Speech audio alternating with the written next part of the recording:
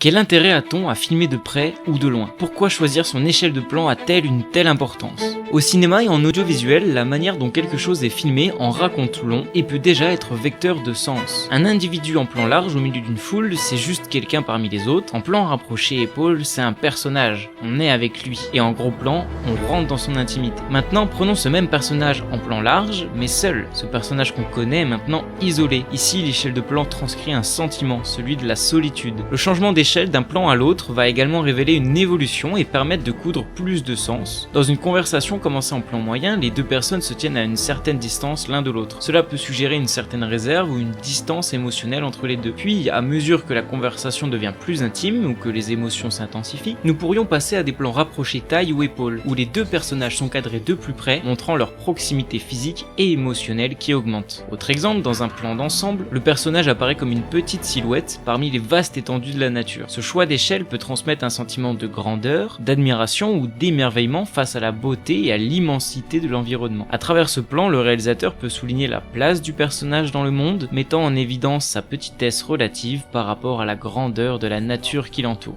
Toujours en utilisant le plan d'ensemble, le réalisateur peut créer une atmosphère épique et majestueuse, invitant le spectateur à partager le sentiment d'émerveillement et de contemplation du personnage face à la beauté brute du monde qui l'entoure. Bref, réfléchissez-y à deux fois la prochaine fois que vous cadrez un sujet.